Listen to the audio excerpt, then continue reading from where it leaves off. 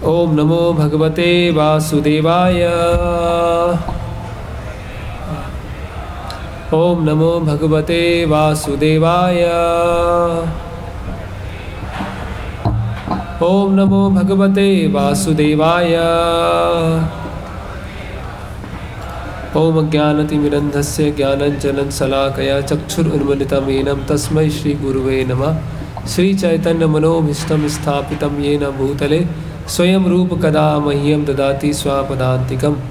वन्देऽहं श्रीगुरो श्रीयुतपदकमलं श्रीगुरून् वैष्णवांश्च श्रीरूपं साग्रजातं सहगण रघुनाथान्वितं सजीवं साद्वैतं सावधूतं परिजनसहितं कृष्णचैतन्यदेवं श्रीराधाकृष्णपादान् सहगण ललिता श्रीविशाखान्वितांश्च।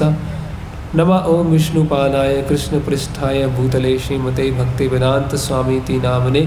नमस्ते सारस्वते देवे गौरवाणी प्रचारणे निर्विशेष शून्यवादी पाश्चात्य देशे तारणे।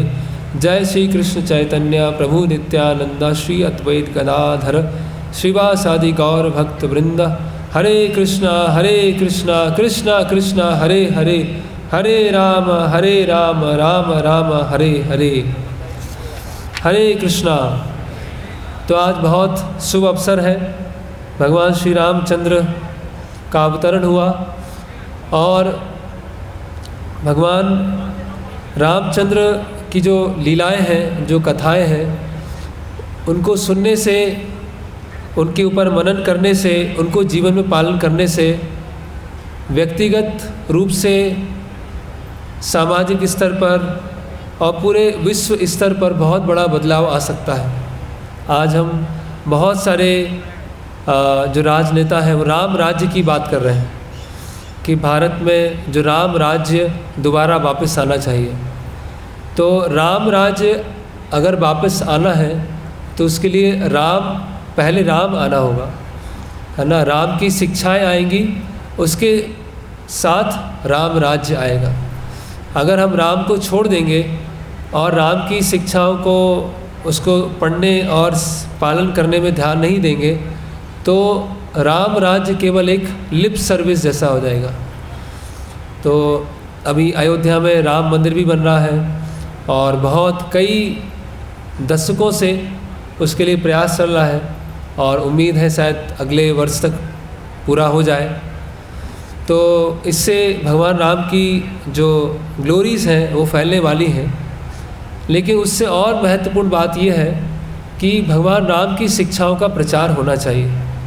आजकल रामायण के बारे में सुनना या महाभारत के बारे में सुनना, गीता के बारे में सुनना, धीरे धीरे लोग उसमें कम रुचि लेते हैं, है ना। जब रामनवमी आती है तो थोड़ा सा हम उत्सव मना लेते हैं, जन्माष्टमी आती है थोड़ा उत्सव मना लेते हैं, ऐसे अलग अलग त्यौहार आते हैं और थोड़ा सा हम कुछ उत्सव मनाते हैं। लेकिन जो वर्ष के बाकी जो दिन होते हैं उसमें हमारा जीवन ऐसा ही होता है जैसे हम भगवान की जो सत्ता है उसको स्वीकार नहीं करते। हमारा जीवन कैसा है? ईश्वरो अहम भोगी सिद्धो हम बलिवान सुखी, कि मैं ही ईश्वर हूँ। ईश्वरो अहम भोगी, मैं एंजॉयर हूँ, मैं भोगी हूँ। सिद्धो हम बलवान सुखी, है ना, मैं परफेक्ट हूँ और बलवान सुखी। मुझे भगवान की अपने जीवन में आवश्यकता नहीं है ना। तो भगवान राम के बारे में हम जैसे अगर कोई दो व्यक्ति आपस में बात कर रहे हैं और थोड़ी सी बात लंबी हो गई, चर्चा लंबी हो गई, तो कोई व्यक्ति दूसरे व्यक्ति से बोलता है कि भाई अपनी रामायण सुनाना बंद करो अभी, है ना, बहुत रामायण सुना ली अपनी। तो देखिए, या हम प्रचार करने के लिए जाते हैं और लोगों के सामने गीता देते हैं, रामायण देते हैं, है ना, तो लोग उसका मजाक उड़ाते हैं, है ना, कि हमारे घर में युद्ध हो जाएगा, हमारे घर में महाभारत हो जाएगी, है ना। तो महाभारत और रामायण कैसे विषय हो गए हैं कि हाँ पता नहीं किसी ने लिखे हैं और ये सत्य घटना है कि नहीं है, या एक दंत कथा है, ये वास्तव में हुई है कि नहीं हुई है, ऐसी लोगों के मन में विचार चला गया। तो इसी लोगों के जो मन है, जो ब्रेन है, उसके दो भाग हो गए हैं। पहला भाग ऐसा है जो विज्ञान को मानता है और वो समझता है कि विज्ञान ही सर्वे सर्वा है, विज्ञान ही सर्वोपरि है और हमारे जो वैज्ञानिक हैं वो भगवान के समान हैं और उन्होंने जो बना के दे दिया है बस वही उसी का हमें उपयोग करना है और हमको भगवान की आवश्यकता नहीं है। और जो ब्रेन है उसका दूसरा भाग है, उसमें क्या चलता है कि जब कोई रिलीजियस फंक्शन होगा, कोई उत्सव आएगा तो हम वहाँ पर जाएंगे, प्रार्थना करेंगे कि भगवान मेरी जॉब नहीं लग रही है, एग्ज़ाम पास करा देना, मेरी शादी नहीं हो रही है ना। ऐसे अलग अलग लोग अपनी भौतिक इच्छाओं को लेकर जाते हैं। तो अधिकतर लोग तो इस चीज़ को मानते ही नहीं है, स्वीकार ही नहीं करते हैं कि ये जो रामायण है, गीता है, ये वास्तविक है। और उनमें से कुछ लोग अगर मानते भी हैं तो उनकी क्या धारणा है कि उनके पास जाना है, भगवान के पास जाना है और अपनी भौतिक कामनाओं को पूरा करना है, इतना ही उनके जीवन में रह जाता है। तो हम देखते हैं कि पहले ऐसे ट्रेडिशन होते थे, पहले ऐसी परंपराएं होती थी कि लोग रामायण की कथा का चर्चा करते थे, है ना। रामायण को अपने जीवन में सुनते थे, है ना।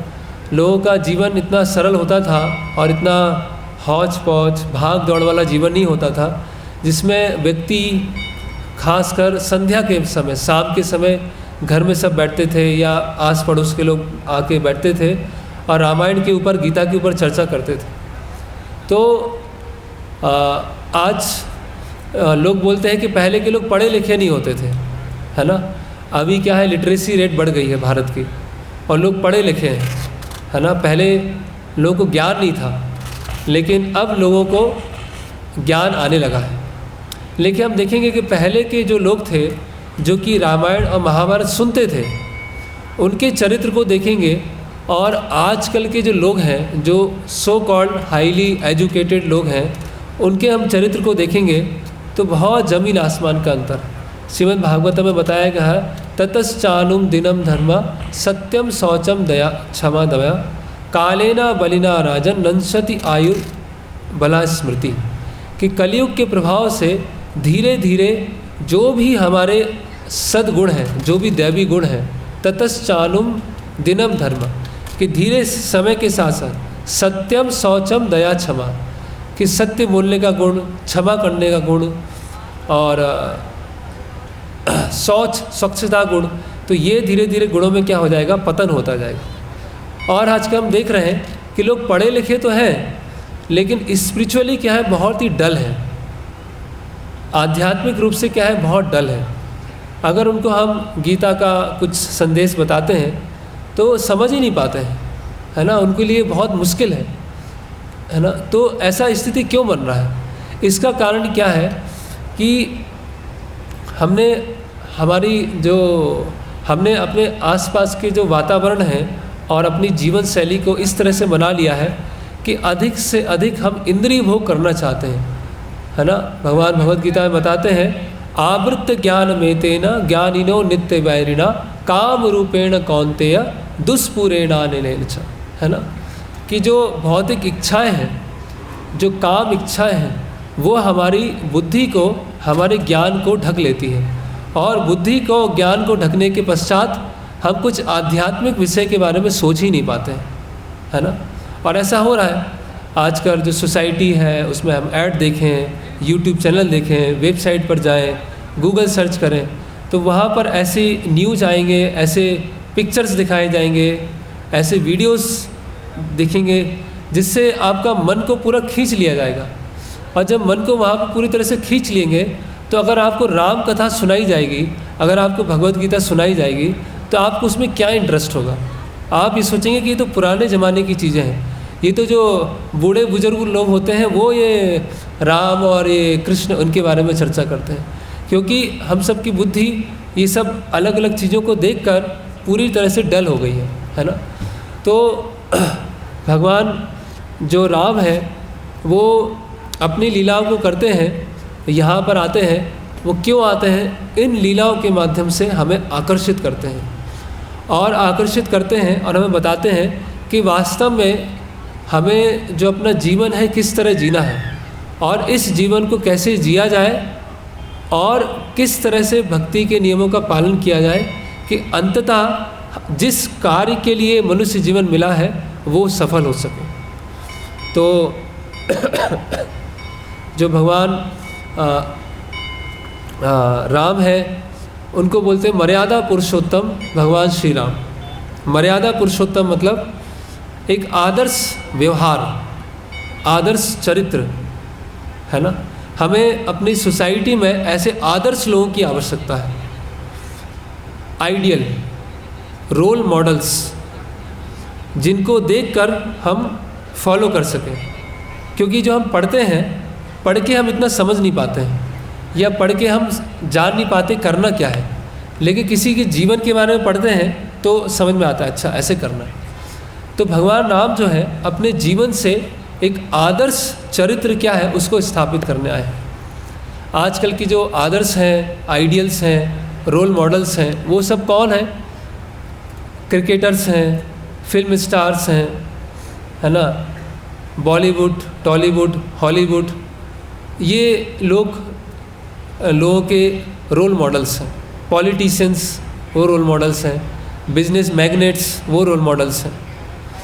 तो अगर ये जीवन के आदर्श हैं, बहुत सारी नॉवेल्स हैं, है ना, संघर्ष उनमें बताया गया है, माई कैंप, हिटलर का संघर्ष कैसे हुआ, तो ये सब लोग पढ़ने की इच्छा है, नॉवेल्स पढ़ते हैं, बायोग्राफीज पढ़ते हैं और वो वैसे ही बनना चाहते हैं, है ना। तो इससे क्या हो रहा है, धीरे धीरे समाज का डिग्रेडेशन हो रहा है। लेकिन भगवान राम के बारे में हम पढ़ेंगे तो भगवान कैसे एक आदर्श पुत्र होता है, एक आदर्श पिता होते हैं, एक आदर्श भाई है, एक आदर्श पति है, आदर्श मित्र है ना, आदर्श स्वामी। तो ये जो रोल मॉडल्स भगवान राम ने चरितार्थ करके बताए हैं, है ना। तो इसीलिए आजकल के समय में इस ज्ञान की, रामायण के ज्ञान की बहुत नितांत आवश्यकता है। तो अगर कुछ लोगों को ये थोड़ा लगता भी है कि मुझे स्वयं अपने जीवन में या अपने बच्चों को ऐसे संस्कार देना चाहिए, तो उनको निश्चित रूप से ये रामायण पढ़ना चाहिए और बचपन से ही बच्चों को पढ़ाना चाहिए, है ना। आजकल बच्चे क्या कर रहे हैं, कार्टून देख रहे हैं या ऐसे गेम्स खेल रहे हैं जिसमें बहुत ज़्यादा वायलेंस दिखाया है, कार रेसिंग है, वायलेंस दिखाया है। फिर जो बड़े बच्चे हैं वो पबजी खेल रहे हैं, और बड़े बच्चे हैं वो मूवीज़ देख रहे हैं। सारे अलग अलग एज के बच्चे क्या हैं, बस उस फ़ोन में, स्मार्टफोन में पूरे एंगेज हैं, है ना। तो अगर ये बच्चे ऐसे ही करेंगे तो वो क्या सीख पाएंगे, आगे चल के क्या होंगे। फिर हमें लगता है कि समाज पता नहीं क्या हो रहा है, समाज में पता नहीं क्या प्रॉब्लम है। तो प्रॉब्लम हम ही ने ही प्रारंभ की है, हम ही ने उसकी शुरुआत की है। तो भगवान राम की शिक्षाओं को समाज में बहुत आवश्यकता है। तो ये राम कथा कहाँ से सुनी जाए? अभी राम कथा बताने वाले भी बहुत सारे लोग हैं। तो जैसे कि बताते हैं, अवैष्णवोत मुखोदगीर्णम पूतम हरि कथामृतम श्रवणम नैव कर्तव्यम सर्पोचिष्ट यथापया। कि अवैष्णवोत मुखोदगीर्णम पूतम हरि कथामृतम, कि जो हरि कथा है, जो भगवान की कथा है, वो जो वैष्णव नहीं है, जो भक्ति के नियमों का पालन नहीं कर रहे हैं, उनके द्वारा ये हरि कथा नहीं सुननी चाहिए, ये राम कथा नहीं सुनना चाहिए। श्रवणम नैव कर्तव्यम सर्पोचिष्ट यथापय। कि जैसे कि दूध है तो सांप ने क्या किया, दूध पी लिया, और सांप ने दूध पीने के बाद क्या हुआ, वो दूध क्या हो गया, जहरीला हो गया। अभी वो दिखने में दूध जैसा है, लेकिन अगर उसको कोई पिएगा तो क्या होगा, उसकी मृत्यु हो सकती है ना, बीमार पड़ सकता है। तो उसी तरह से अगर जो वैष्णव नहीं है, जो सही गुरु शिष्य परंपरा में नहीं आ रहे हैं, वो अगर कृष्ण कथा, राम कथा, हरि कथा सुनाएंगे तो उसका उल्टा प्रभाव पड़ सकता है, उसका गलत प्रभाव पड़ सकता है। तो किनसे भगवान की कथा सुनी जाए ये भी महत्वपूर्ण है, हर किसी से नहीं सुनना है ना। तो वैष्णव जो सही गुरु शिष्य परंपरा में आते हैं, तो रामायण में 3 विषयों के बारे में मुख्यतः चर्चा की गई है। जैसे कि भगवान बताते हैं, परित्राणाय साधूनां विनाशाय च दुष्कृता धर्म संस्थापनार्थाय संभवामि युगे युगे। कि भगवान के 3 कार्य होते हैं, उससे भगवान इस पृथ्वी लोक पर आते हैं। परित्राणाय साधुनाम, कि जो भक्त हैं उनकी रक्षा करने के लिए भगवान आते हैं। दुरासायाम त दुष्कृता विनाशाय च दुष्कृता, जो दुष्कृति हैं, आसुरी स्वभाव वाले, आसुरी वृत्ति वाले लोग हैं, उनको नष्ट करने आते हैं। धर्म संस्थापनार्थायम, और धर्म की स्थापना करने आते हैं। संभवामि युगे युगे। तो रामायण में भी यही शिक्षा है। रामायण, इस शब्द का अर्थ क्या है? रामायण, राम प्लस अयन, उसको बोलते हैं रामायण। राम, भगवान राम, और अयन मतलब journey, journey of Lord Ram. तो भगवान की पूरी जो यात्रा है, कैसे वो प्रकट होते हैं दशरथ महाराज की प्रार्थना के द्वारा, और कैसे अलग अलग कांड हैं, और अंतिम में साकेतपुरी धाम वापस जाते हैं। तो रामायणम, इससे भगवान क्या बता रहे हैं? परित्राणाय साधुनाम। भगवान राम ने अलग अलग भक्तों के साथ आदान प्रदान किया। भगवान ने कोई भेदभाव नहीं किया, है ना। हम देखते हैं गुह, निषाद राज गुह, वो कैसे, किस बैकग्राउंड के हैं? जो जंगल में रहते हैं, जंगल में पशुओं का शिकार करते हैं, वो उनके मित्र हैं। जो निषाद राज गुह हैं उनके मित्र हैं। सबरी एक भीलनी है। तो सबरी जो उनको बहुत ही ऐसे भौतिक दृष्टि से दिखने वाले फल हैं वो उनको प्रदान करती है। जटायु, वो तो मनुष्य योनि भी नहीं है, उनको, जटायु को भगवान आशीर्वाद देते हैं कि आप परम धाम जाइए। तो परित्राणाय साधुनाम, कि साधुओं को कैसे सुरक्षा देने भगवान आते हैं। पूरी वानर सेना है, सुग्रीव है, अंगद है, विभीषण है, ये जो इनके माध्यम से भगवान आदान प्रदान कर रहे हैं, है ना, साधुओं की रक्षा कर रहे हैं। विनाशाय च दुष्कृता, दुष्कृतियों को मारना। तो रामायण का दूसरा विषय है पौलत्स्यम वधम, कि पौलत्स ऋषि हैं, पुलत्स ऋषि हैं, उनके जो वंशज हैं उनको मारने आए भगवान। तो किनको मारने आए हैं? रावण को मारने आए हैं, कुंभकर्ण को मारने आ रहे हैं, मेघनाथ, अलग अलग असुरों को उन्होंने मारा। फिर धर्म संस्थापनार्थायम, और धर्म की स्थापना करने के लिए आते हैं। तो धर्म की स्थापना कैसे किया? सीतायाम चरितम, सीता माता के चरित्र से दिखाया कि वास्तव में धर्म पालन करने का अर्थ क्या होता है। तो सीता माता का जो चरित्र है उससे हमको पता चलता है कि भगवान के भक्त कैसे होते हैं, है ना। भगवान के भक्त इस भौतिक संसार में कैसे रहते हैं और भगवान के प्रति उनका कैसे प्रगाढ़ प्रेम होता है। तो ये रामायण के 3 विषय हैं। तो कुछ लोग समझते हैं, कुछ समय पहले मैंने एक वीडियो भी देखा था, कि जो राम है एक साधारण पुरुष है, लोगों ने उनको भगवान बना दिया। वाल्मीकि रामायण जो है वो एक कोई सुप्रीम कोर्ट के एक जज हैं, उनका वीडियो था, बहुत समय पहले की बात है, और बोलते हैं कि आप कुछ इंटरव्यू चल रहा है और सामने कई लोग बैठे हुए हैं, और वो ऐसे ज़ोर ज़ोर से बोल रहे हैं कि आप में से किसी ने वाल्मीकि रामायण पढ़ी है? अगर आपने वाल्मीकि रामायण पढ़ी है तो कोई भी राम को भगवान नहीं मानेगा। राम एक साधारण पुरुष हैं, एक महान पुरुष हैं, उससे अधिक और कुछ नहीं है। ये आगे आने वाले लोगों ने उनको भगवान बना दिया। सोचिए, अभी ऐसी पोस्ट पर कोई है, इतनी सम्मानित पद पर कोई है, इतने बुद्धिमान है, और वो क्या बोल रहे हैं कि राम क्या है, एक साधारण पुरुष है या एक महान पुरुष है, बस इतना ही है। तो अगर हम वाल्मीकि रामायण पढ़ेंगे तो वाल्मीकि रामायण में बाल कांड से लेकर उत्तर कांड तक बार बार ये चीज़ रिपीट होती है कि राम जो है वो एक साधारण पुरुष नहीं है। बार बार ये चीज़ आ रही है ना। और जो रामायण है उसके प्रारंभ में ही ऐसा होता है कि सभी देवी देवता ब्रह्मा जी को लेकर भगवान विष्णु के पास में जाते हैं और बताते हैं कि रावण है और अन्य उसके साथी हैं, उनका आतंक बढ़ गया है, इसीलिए आपका समय आ गया है पृथ्वी पर अवतार लेने का। तो भगवान बोलते हैं कि आप सभी वानर हैं, भालू हैं, रीछ हैं, उन सब योनियों में जाकर जाइए नीचे, और मुझे असिस्ट करने के लिए तैयार रहिए, मैं कुछ समय के बाद वहाँ पर आता हूँ।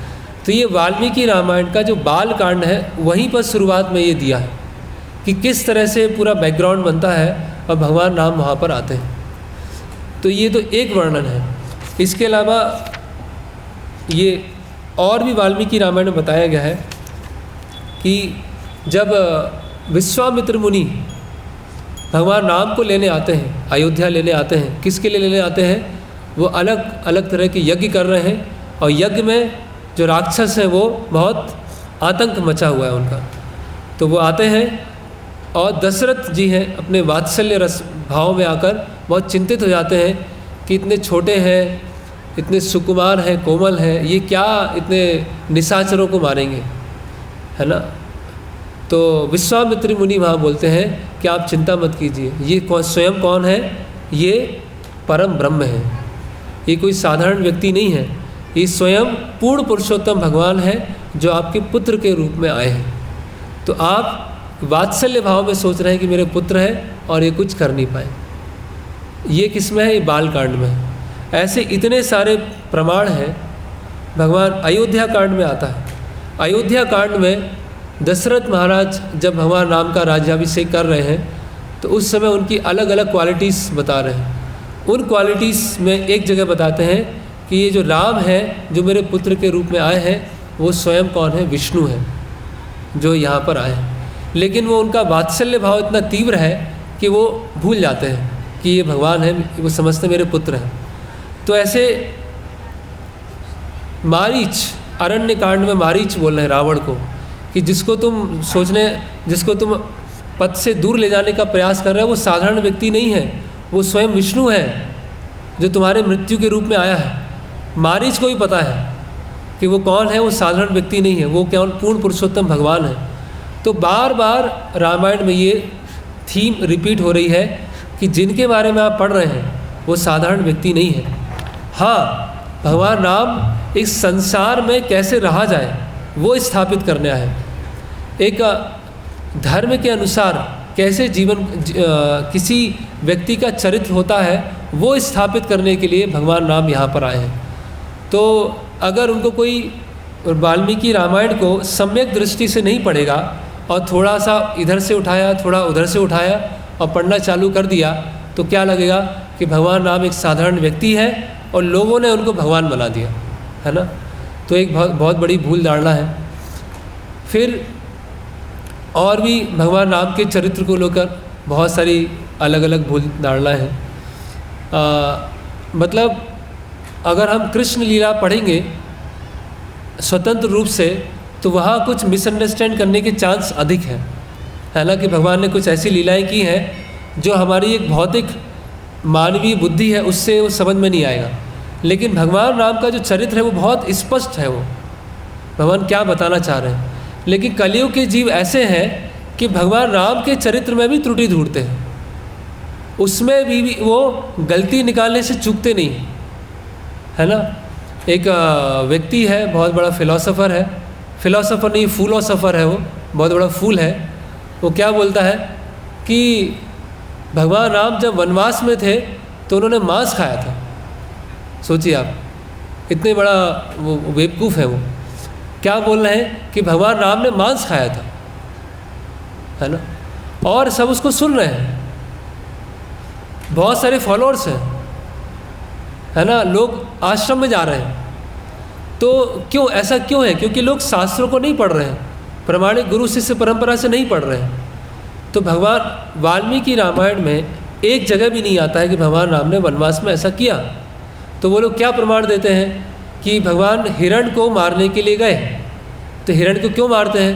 क्योंकि क्षत्रिय हैं, शिकार करते हैं, शिकार करने के बाद जो जानवर होता है उसको खाते हैं। देखिए, तो इसको बोलते हैं अर्ध कुकुट न्याय। अर्ध कुकुट न्याय क्या होता है? एक मुर्गी है, वो सोने के अंडे देती है, लेकिन मुर्गियों को क्या करना, खिलाना पड़ता है। तो खिलाने में क्या जाएगा, पैसा जाएगा, तो केवल हमें सोने का अंडा चाहिए। तो आगे का भाग क्या करते हैं, काट देते हैं और पीछे का भाग रखते हैं, उसको बोलते हैं अर्ध कुकुट न्याय। तो इसीलिए भगवान राम को एक साधारण व्यक्ति हमें घोषित करना है और उसके लिए जो भी आर्ग्यूमेंट्स है वो इकट्ठा करना है। और रामायण को अच्छे से पढ़ना नहीं है तो ये सब चीज़ें लेके आ जाते हैं। तो रामायण में आता है, 2 जगह ऐसा आता है, जब भगवान राम अयोध्या से जा रहे हैं वनवास के लिए, तो कौशल्या माता से उनसे बातचीत हो रही है और कौशल्या माता उनको बोल रही है कि वनवास में आप ये इन चीज़ों को ग्रहण कीजिएगा, है ना। तो एक धर्म क्या होता है, आपातकालीन धर्म। आपातकालीन धर्म क्या होता है, अगर आपके पास खाने के लिए, प्यास बुझाने के लिए कुछ भी नहीं है, बहुत प्रयास कर लिया, कुछ भी नहीं है, तो अपने शरीर की रक्षा करने के लिए कोई व्यक्ति मांस भक्षण कर सकता है, ऐसा शास्त्रों में लिखा है। लेकिन ये क्या है, आपातकालीन धर्म है, इमरजेंसी ड्यूटी है ना। तो कौशल्या माता बोल रही है कि अगर आपातकालीन अवस्था भी आ जाए तो भी ये भक्षण मत करना। इस तरह से कौशल्या माता बता रही हैं कि वहाँ फल है, कंद है, मूल है, स्वच्छ पानी है, ये सब बता रहे हैं और बाद में बता रहे हैं कि आपातकालीन अवस्था में भी ये ग्रहण मत करना। तो जो सो कॉल्ड फिलोसोफर हैं वो लोग क्या बोलते हैं, इसका मतलब पहले वो मांस खाते थे, सोचिए आप। फिर अरण्यकांड में आता है कि जो मारीच है वो स्वर्ण मृग बन के आते हैं और स्वर्ण मृग बनने के पश्चात वो पंचवटी के आसपास घूमते रहते हैं वहाँ पर, और सीता माता वो देखती हैं स्वर्ण मृग को, और स्वर्ण मृग को देखकर वो आकर्षित हो जाती है। अभी क्या होता है, जब स्वर्ण मृग पंचवटी में जो कुटिया उसके आसपास घूमता है, तो वहाँ जितने भी छोटे छोटे जानवर थे, खरगोश हैं, पक्षी हैं, कबूतर हैं, वो सब वहाँ से भाग जाते हैं। तो ये बहुत ही विचित्र है। हिरण कैसा होता है, बहुत ही, है ना, एक क्या बोल सकते हैं, बहुत ही कोमल, बहुत मासूम जानवर है, तो वो डरावना नहीं है। ऐसा नहीं कि हिरण के आने से बाकी लोग भाग जाएंगे, लेकिन ऐसा स्थिति बनता है वो वहाँ से भाग जाते हैं। और सीता माता वो देखती हैं दृश्य, और भगवान राम की तरफ देखती हैं, भगवान राम सीता माता की तरफ देखते हैं, और वो आपस में डिसाइड करते हैं कि अभी हम दोनों का यहाँ पर आने का जो पर्पस है वो पूरा होने वाला है। अभी रावण को मारने की योजना बनने वाली है, इसीलिए हम दोनों को अपने आप को अलग करना होगा। और सीता माता क्या बोलती है कि मुझे हिरण चाहिए, बहुत सुंदर है, इसको मैं अपने साथ ले जाऊंगी और माता कौशल्या को उपहार के रूप में दूंगी कि वन में मुझे ये मिला है और मैं उपहार के रूप में दूंगी। तो कहाँ पर आया है कि भगवान राम ने मांस खाया। तो और ऐसा एक, मैं नाम लेना नहीं चाहूँगा, ऐसा एक पूरा ग्रुप है, और बोलते हैं कि भगवान राम ने ऐसा किया, इसकी वजह से वो नर्क में है। सोचिए आप, और आगे चल के क्या होगा, वो मुनि बनेंगे। तो जो ऐसा सोच रहा है वो अपने आप में नर्क में है, वो उसकी नारकीय बुद्धि, वो नारकीय बुद्धि है उसकी, है ना। ऐसा क्यों है, क्योंकि वही है, आजकल कोई गहराई से अध्ययन करना है, समय निकाल के सुनना है, समय निकाल के कुछ विश्लेषण करना है, उसका समय नहीं है। एक रील्स चलेगी, व्हाट्सअप, यूट्यूब शॉर्ट्स आएंगे, वो थोड़ा सुनते हैं, देखते हैं, हाँ हमें ऐसा हो गया, हम ज्ञानी हो गए, हमें भगवान राम के बारे में सब कुछ पता चल गया। तो स्पिरिचुअल लाइफ में कोई शॉर्टकट नहीं है। कोई ऐसा नहीं है कि शॉर्टकट में सब कुछ काम चल जाएगा। कुछ आपको अपना जॉब का इंटरव्यू देना है, उसके लिए बहुत मेहनत करनी पड़ती है, आपको कुछ एग्ज़ाम निकालना, उसके लिए बहुत मेहनत चाहिए। तो ऐसा हम कैसे अपेक्षा कर सकते हैं कि भगवान राम के जीवन को ऐसी चलते फिरते जीवन चलता रहेगा और इंद्रिय भोग का जीवन चल रहा है और भगवान राम के बारे में हम समझ जाएंगे। तो हमें समय निकालना है। रामनवमी केवल एक दिन के लिए नहीं है, हर दिन में हमारे जीवन में राम की शिक्षा होनी चाहिए, हर दिन रामायण का पाठ होना चाहिए। फिर और भगवान राम की हम लीलाओं को देखते हैं। कुछ लोग सोचते हैं कि वास्तव में जो पर ब्रह्म है, जो भगवान है, वो तो एक निराकार है, और निराकार जो ब्रह्म है वो अलग अलग रूप लेके आता है। तो कभी वो राम बन के आता है, कभी श्याम बन के आता है, कभी कृष्ण बन के आता है। तो आपको जिसकी इच्छा हो उसकी पूजा करो। आपकी इच्छा है राम की पूजा करना, उनकी करो, कृष्ण की इच्छा है उनकी करो, देवी की इच्छा है उनकी करो, सब एक ही है, सब बराबर है, कोई भेदभाव नहीं है। ये एक अलग भूल धारणा है कि जो राम है वो क्या है, उनके अंदर भगवान है, वो भगवान नहीं है। वास्तव में भगवान कौन है? निराकार ब्रह्म है। भगवान कौन है? निराकार ज्योति है। और वो निराकार ज्योति कैसे आती है? एक रूप लेके आती है। लेकिन वाल्मीकि रामायण में और भगवत गीता में, जैसे भगवत गीता में बताया गया है, अव्यक्तम व्यक्ति मापन्नम मन्यताम माँ, अव्यक्तम व्यक्ति मापन्नम मन्यते माँ मुधा परम भावम न जानंतो मम भूत महेश्वरम। तो वहाँ भगवान बता रहे हैं कि ऐसे व्यक्ति कम बुद्धिमान है, मूर्ख है, जो सोचते हैं कि पहले मैं अव्यक्त था, पहले मैं निराकार था, अभी व्यक्त रूप में आया हूँ और फिर मैं निराकार हो जाऊँगा।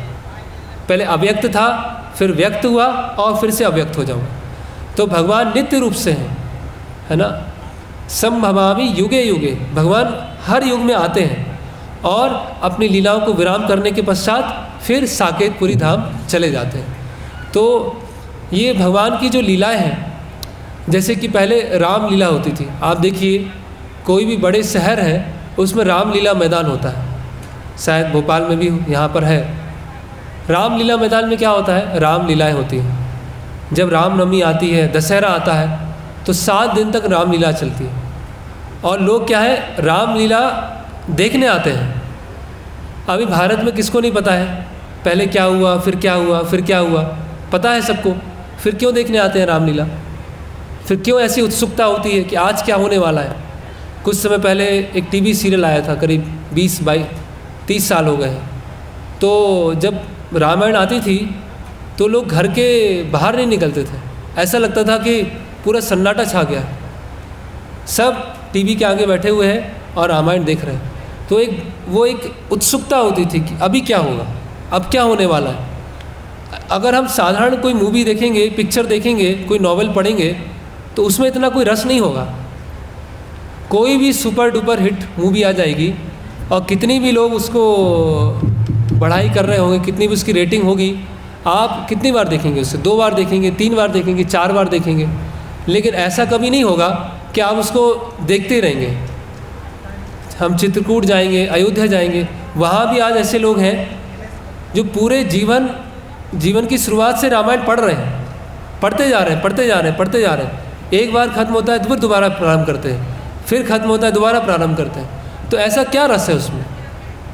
कोई भी मूवी आप ले लीजिए, कोई भी सुपर हिट मूवी, कोई ऐसी नहीं होगी जो देख के बोर हो जाएंगे, इच्छा नहीं होगी, क्योंकि उसमें क्या है? आनंद चिन्मय रस। जैसे कि मुझे याद है एक जगह रामलीला चल रही थी और उस रामलीला में युद्ध दिखा रहे थे, युद्ध कांड चल रहा था। और युद्ध कांड में क्या थे? राक्षस हैं और भगवान राम की सेना है। तो उसमें कुछ लोगों ने राक्षस का रोल किया था, मेघनाद का रोल किया था और ड्रामा चल रहा था, रामलीला चल रही थी। और मेघनाद का रोल इतना अच्छा किया कि मेघनाद ने क्या किया? लक्ष्मण जी को घायल कर दिया। स्टेज पर चल रहा है और उस दिन की रामलीला वहीं पर पूरी हो गई, है ना। और सारे जो लोग हैं वहाँ देख रहे थे। और जैसी रामलीला उस दिन का पूरा हुआ, दर्शक उठे और जो मेघनाद बना था उसको पकड़ के पिटाई करने लगे उसकी। अभी कोई सोचेगा ये तो इलॉजिकल है। तो उसके बाद पता है कल क्या होने वाला है, फिर पता है दूसरे दिन बाद क्या होगा, अंत में क्या होगा पता है। तो ये करने की ज़रूरत क्या है? क्योंकि वो रामलीला सुन नहीं रहे, वो रामलीला उसको देख रहे हैं, जैसे उनके सामने ही हो रही है, उनके सामने वो घटित हो रही है। आज का जो नाट्य प्रस्तुति है उसमें भी हम यही कुछ देखने वाले हैं कि राजा कुलशेखर जो 7वीं सेंचुरी दक्षिण भारत में जिनका जन्म हुआ, वो नित्य प्रतिदिन रामायण सुनते हैं। और रामायण सुनते समय वो इतना ज़्यादा एब्जॉर्ब हो जाते हैं उसमें कि ऐसा लग रहा है कि रामायण उनके सामने चल रही है ना। तो लोग सोचते हैं कि ये सब कोरी कथाएं हैं, कल्पनाएं हैं, लेकिन उनका जीवन क्या है? वो कोरी कल्पना है। जो लोगों का जीवन है वो स्वप्न में चल रहा है, केवल एक कल्पना का जीवन जी रहे हैं। वो कल्पना में सोच रहे हैं कि हाँ ऐसा हो जाएगा, ये करने से मुझे आनंद मिल जाएगा, ये करने से मैं सुखी हो जाऊंगा, लेकिन ऐसा कुछ होने नहीं वाला है। लेकिन जो भगवान राम जिन लीलाओं से आकर्षित करने आए हैं वो हमें सुनना है, वो हमें पढ़ना है। और भारत वर्ष में हमने जो जन्म लिया है एक तरह से बहुत सौभाग्यशाली जन्म है कि हमें राम और कृष्ण हैं उनके बारे में पता है ना, उनके बारे में हम पढ़ सकते हैं। तो बहुत बहुत दुर्लभ चीज़ है ये, इसको हमें लाइट नहीं लेना है, सस्ते में नहीं लेना है।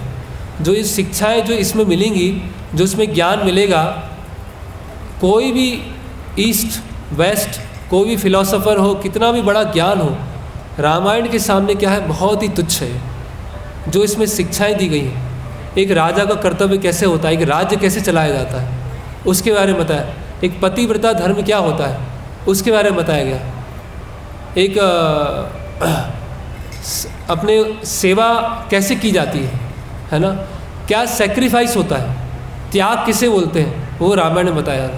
आज युद्ध किस लिए होते हैं, प्रॉपर्टी के बीच में होते हैं। आज झगड़े क्यों होते हैं, अधिकतर केस कैसे क्यों होते हैं, संपत्ति के पीछे होते हैं। रामायण में क्या हो रहा है, भरत बोल रहे हैं मुझे राज्य नहीं करना, आप लीजिए। राम बोल रहे हैं कि मैं जा रहा हूँ राज्य लिए। तो इतने आदर्श जो चरित्र हैं वो हम रामायण के माध्यम से हम सीख सकते हैं। तो ये कुछ ये वचन थे जो ये वाल्मीकि रामायण में है। और कृपया करके वाल्मीकि रामायण आपके पास नहीं है तो वो आप ले जाएं और भगवान राम की शिक्षाओं का अध्ययन करें, उनका पालन करें। हरे कृष्णा। भगवान श्री रामचंद्र की जय। वाल्मीकि रामायण की जय। श्री रामनवमी महामहोत्सव की जय। श्रील प्रभुपाद की जय।